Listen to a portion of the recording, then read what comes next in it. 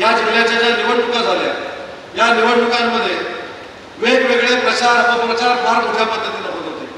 कोण निवडून येणार कोण निवडून येणार नाही याच्यावर पैसा देखील लागलेल्या होत्या. परंतु मी असेल, योगेश कदम असतील, किरण भैया असतील, आमचे निलेश राणे असतील, आम्हाला ठाम विश्वास होता की ज्या एकनाथ शिंदे साहेबांचं नेतृत्व आम्ही 2.5 वर्षापूर्वी स्वीकारलेला आहे, आम्हाला जनता नक्की स्वीकारेल आणि पुन्हा एकदा विधानसभेमध्ये पाठवेल. हा विश्वास एकनाथ शिंदे साहेबांच्या नेतृत्वाखाली आम्हाला सगळ्यांना होता.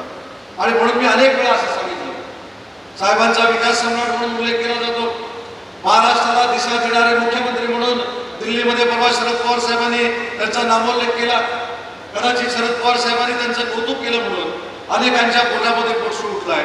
पण साहेब, त्याच्या दुसऱ्या दिवशी मी दिल्लीमध्ये होतो.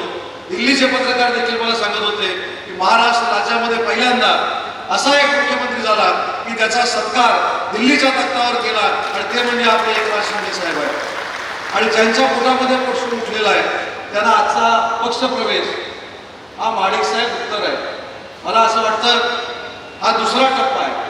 पहिल्या टप्प्यामध्ये राजेंद्र साळवी साहेब आले, दुसऱ्या टप्प्यामध्ये सुभाष बने साहेब, महाडिक साहेब, चाळके साहेब ही सगळी मंडळी आली, रोहनसारखी मंडळी आली. ते खाली बसलेले सगळे साहेब युपीटीचे पदाधिकारी आहेत, हे सगळे आपल्यासोबत आले.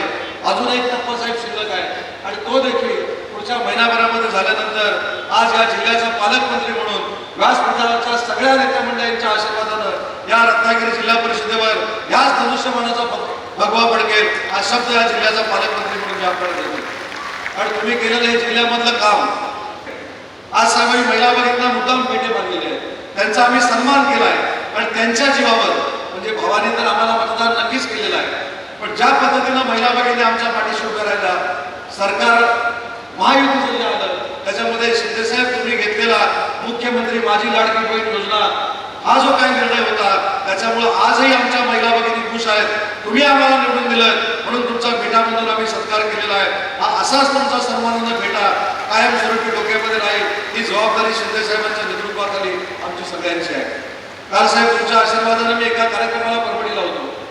त्याच्या आदल्या दिवशी काही लोकांनी सांगितलं की माननीय शिंदे साहेबांनी निर्माण केलेली मुख्यमंत्री माझी लाडकी बहीण योजना ही बंद होण्याच्या मार्गावर आहे. मी ठामपणाने तिथं देखील सांगितलं आणि ठामपणाने शिंदे साहेबांच्या साक्षीने देखील सांगतो की जोपर्यंत चंद्र आणि सूर्य आहे तोपर्यंत एकनाथ शिंदे साहेबांची योजना कोणी रद्द करू शकत नाही. हा विश्वास महिला भगिनींना माननीय शिंदे साहेबांच्या साक्षीने देतो. आणि म्हणून रत्नागिरीकरांची जबाबदारी आहे, ज्या नेत्यानं आपल्याला विकासाची दिशा दिली, ज्या नेत्यानं आपल्याला पाहिजे ते दिलं, त्या नेत्याच्या मागे ठामपणाने उभं राहण्याची भूमिका आज सगळ्या प्रवेशकर्त्यांनी घेतली.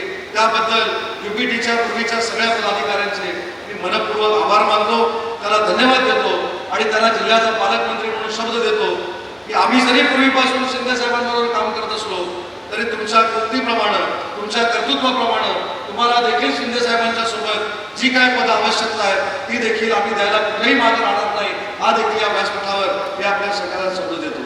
पण साहेब, मी सगळ्यांना एक विनंती केलेली आहे की जिल्हा परिषद असेल, पंचायत समिती असेल, नगरपालिका असेल, नगरपंचायती असतील, या जर आपण जिंकायच्या असतील तर आजच्या एक संघपणानं व्यासपीठ आहे ते भविष्यामध्ये असाच एकसंघपणानं जर राहिलं तर कुठचाही माईचा लाल या शिवसेनेला भेदू शकत नाही. एवढी रत्नागिरी जिल्ह्याच्या शिवसेनेची ताकद आहे.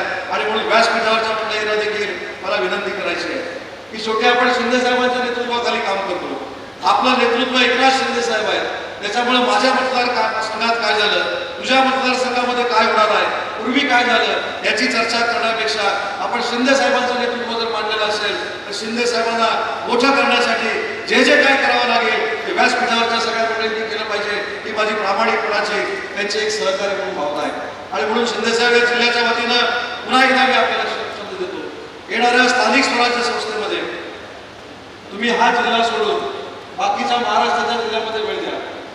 बरोबर साहेब, सिंधुदुर्गामध्ये निलेश राणे असतील, निलेशजी बरोबर, दीपकजी केसरकर असतील, आम्ही सगळे असू, आम्ही तुमची ढाल बनवून या स्थानिक स्वराज्य संस्था तुमच्या ताब्यात आणून देऊ. हा शब्द या विराट सभेच्या निमित्तानं मी आपल्याला देतो.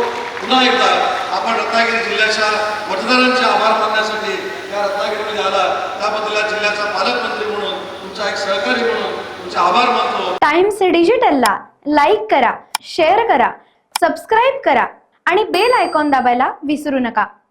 Times digital.